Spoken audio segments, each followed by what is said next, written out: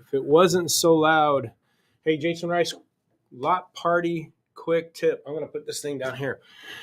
I said on Friday I was going to do a follow up from a video I posted, because on Friday on Facebook I posted a video from September giving projections on what I think December was going to look like. And it was pretty much dead on. And again, not that I was predicting the future. I was watching trending metrics and kind of had an idea where it was heading. And that's all it was about.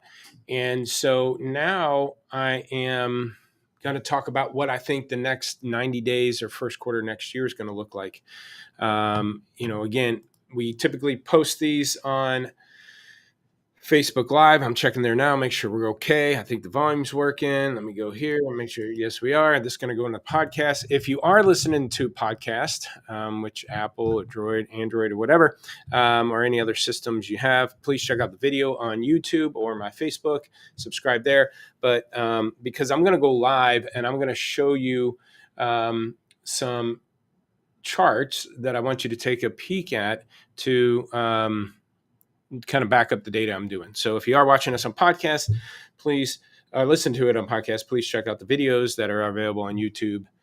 Please like or share on those. Again, that helps algorithms. But here's what I think the next 90 days are going to look like.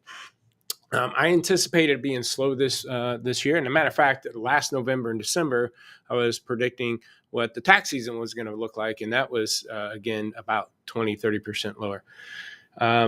Let me back up again. I'm going to share my screen. I'm going to go into some data here, and I'm going to go right here. Oops, I'm sorry, and share screen. So here's how I'm going to back it up with some data. One, let's talk about search indexes, customers' search activity. This is looking at Google Trends. If you watch any of my other videos, you're going to see, again, what this is about. So Google Trends over here is... let me make sure you guys, you can see my screen.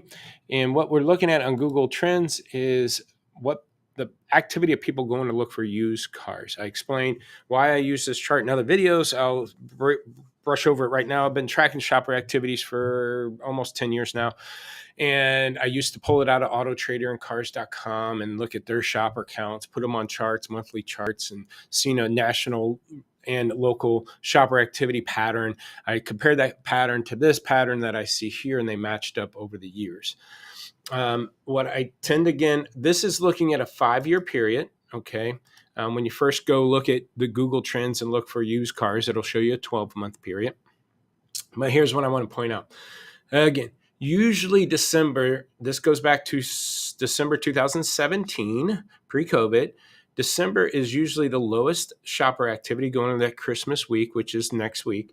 And then it picks up going into February or March. Okay, so we hit this peak in February or March during the tax season, 2017. It drops right after tax season ends at the end of April. And then we usually get activity or uptick in August, July, August range for summer sales events. And then it drops down through December, November, December. Again, you see that drop off, and then it picks up going into February, March, drops off after tax season, down a little bit of a July, August uptick, back down through December. Now, what happened in 2020, right before we're about ready to hit the peak, COVID shutdown happened. Notice out of 100, scale of 100, shopper activity was at 47 at that point in time when everybody was in their basement. Then it picked up as soon as things opened back up. In July, August, we get that back at the summer sales events, but it goes back through the same cycle, drops off through December, picked back up in February and March of 2021.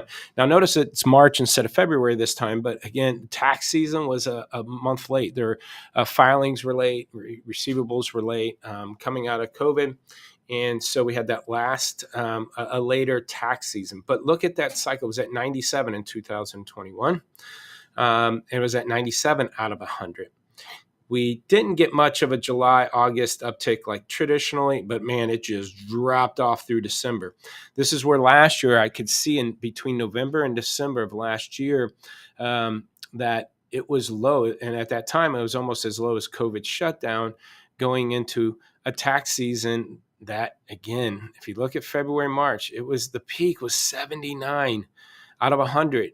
compared to back here, 97, compared to back here, 100. This last tax season was down 20-25% in shopper activity. You felt it at volumes. Now, what we tend to do, again, July, August, a little bit of an uptick, and then straight down through December. We haven't hit that Christmas break low yet. And notice, we're already below COVID shutdown type numbers on a 5-year scale.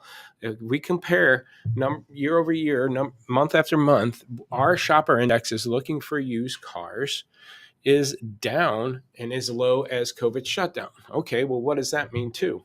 Well, another thing that we trend out, we do look at national and local used car listings for any given market. And I've been watching those numbers too. And the current inventory levels in the markets I looked at are similar to what they were pre-COVID. And here's a comparison. This is a dealer within a 100-mile radius, how many used cars were listed here.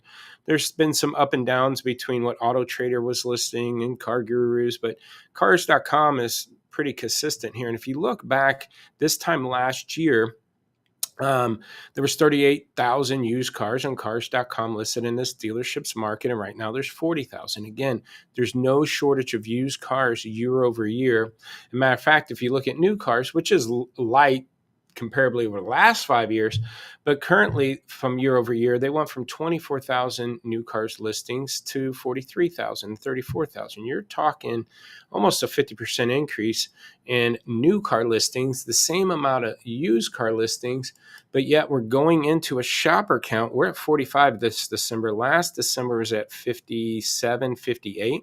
So think about that. We are about at least a 10% to 12% drop off in shopper activity with a big increase in new cars and the same amount of used cars available year over year. So if last March was 20 to 25% lighter than any other tax season, if we're already at the 5-year low in shopper indexes, probably still haven't hit the bottom yet, what would your guesses be what the next 3 months are going to look like? Are they going to get better even though we have higher inflation, recession talk, stock market layoffs happening? I think this tax season will be worse than last. And even if people get any kind of return, it's probably going to be turned around to use to cover any inflation loss, or people are paying out of the pocket. And the other thing I want to show you, again, so I don't think the economy is going to be any better come this March. I think our shopper indexes are going to be lower, and we're going to have more new cars out there, and incentives start hitting. Incentives start hitting new cars, which they already have. New cars are going to get more appealing for any buyer at that point in time, if there is any kind of tax season uptick, that to where those customers with the average used car on the road is 13 years old, I think customers will trade in for a new car with better incentives, and then trade-ins come in, okay, and then trade-ins are going to drive down wholesale and retail values of used cars. And if you take a look at the 2-week sold percentage of the dealerships we track, hundreds of dealers all over the country. Again, last 2021, last year, we had that big April tax season push where a lot of dealers were selling. This is not last year's tax season, not this year's tax season. Last year's tax season, okay, 60 dealers were selling 61% of their inventory on average in a 2-week period. Again, I'm going to go back to the shopper count. That's 2021, back here where we had a stronger tax season. Again, shopper index at 97. Dealers were blowing the ball off the cover. They're selling cars. People are just begging to buy a car. On average, dealers were selling 61% of their inventory in 2 weeks. I put them on pace. If they had 100 in stock, they're going to sell 122 used cars a month, 122 with only 100 in stock. And that was our average across the board of all of our dealers, good and bad operators. The following tax season, remember, when the shopper count dropped 15 or 20, 25% this year, okay, comparable, the peak in sold volume was March 8th. And again, we're looking at the last 2 weeks. So it goes into February a bit at 49%. That means on average, dealers, if they had 100 in stock, essentially selling 98. So they go from selling 122 with 100 in stock to just selling 98 with 100 in stock on average. And this year it's just kind of been flatline. We have a little bit of a June uptick, used car, and then it's dropped off. And now look where we're down to 37% in a 2-week period. Last year, the valley hit right around this January 7th. Looking back 2 weeks would be the end of December. It was at 33%. So we're already on that current pattern. But again, where's this February peak or March peak going to end up? If we have less shoppers already rolling into it and it was already down, we have more cars available to these shoppers. Again, where do you think, and I got to stop sharing here, where do you think this market's going to head? My humble opinion is, again, here's what I think is going to happen. I do think wholesale still has to bottom out a little bit here. I know we're in the last 2 weeks of the month and we got holidays and stuff. I don't know how busy the auctions are going to be, but my thoughts are, if anybody wants, as a business, if you want to take some losses for tax write-offs, do it now. Drop your floor, start blowing out some cars and get some things going so you can write off these losses. So you might see the floor start dropping over the next 2 weeks. If that's the case, wholesale starts dropping down even more. And then by the beginning of January, second week of January, dealers get wind that they can get some great deals right now and they want to maybe stock up for the tax season. They're going to go back to the lane. And guess what? Wholesale is going to, I say, falsely inflate. And what I mean by that is dealers are going to start, if they can get such great deals because everybody's blowing stuff out. And you know what? If some of these companies, banks, rental car companies, manufacturers, if they're already taking a big enough loss, they might hold their floor to the beginning of January, then start dropping them. Wholesale drops off. So second, third, fourth week of January, dealers are going to get wind of these great deals and they want to stock up for the upcoming tax season and they're going to start buying up cars. And so the wholesale will falsely inflate. It will go up. And so it's going to make it look like business is back. Guys are back at the lane driving up values. But again, they're doing that because the floor is dropped. They can get some great deals and some steals and hoping that the tax season comes. The tax season comes and it's not as big as everybody hoped, which again, looking at the metrics and headlines that I'm seeing, it probably won't be. Come April, after the February, March, cross our fingers, let's see if we can sell these cars we bought at a great deal. You know, if that don't happen by mid-April, going to last week of April, everybody's going to realize what just happened.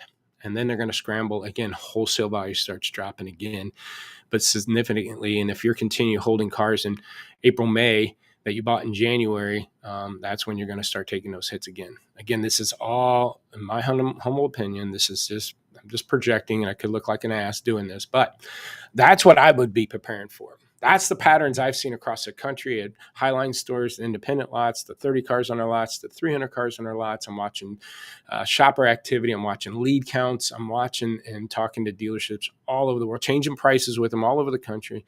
And again, now, unless some COVID type situation happens and some magical thing starts populating out there from the government that stimulates something, this is kind of the pattern I'm seeing coming up. So take it for what it is. If it's helpful, great. If anything, worst case scenario, if I'm right and you listen here to keep your inventory lean and clean and stay ahead of this, you're going to still get your fair share. There's still going to be plenty of cars to sell. So don't think that you got to hunker down and get rid of everything and pout in the corner. No.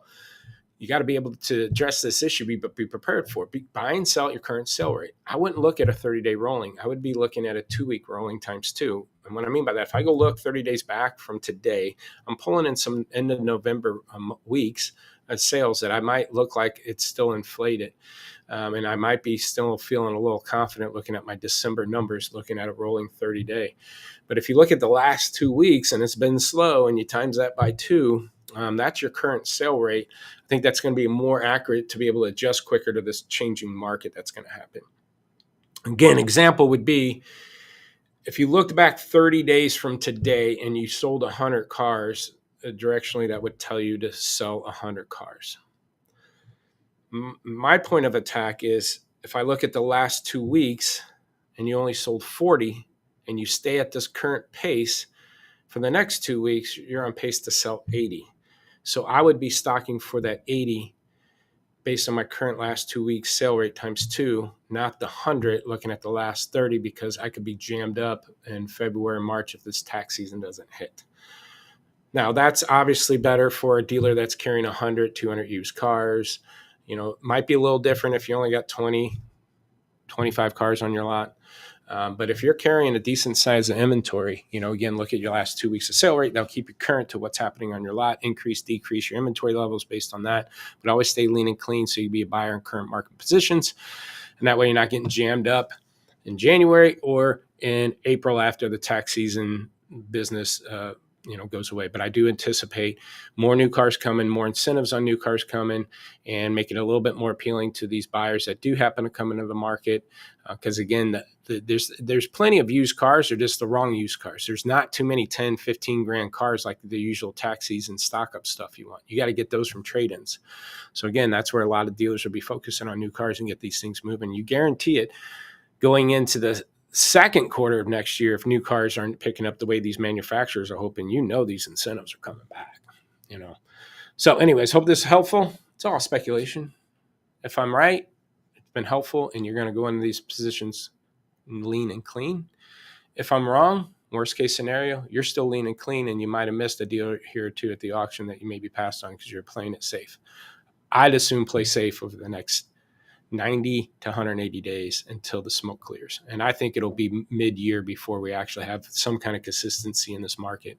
Because again, I think that wholesale value is going to falsely inflate and looks like things are going. But if the retail sales don't follow, then that's when we're going to really see the bottom out on used cars. And that's when we'll start seeing some kind of steadiness going into the last half of next year. That's just me. Check out lotpop.com if you want to see how our lot walk tool can help you. Again, the oldest tradition in the automotive industry is doing a lot walk. Walk in your inventory, making sure it's a 150-year practice that every dealer's done and it's going to continue. Regardless of all the new technology out here, you're always want to do a lot walk, and we've always done it. If you've got product to sell and customers to talk to, you want to make sure they're standing tall and people are meet it and greet it.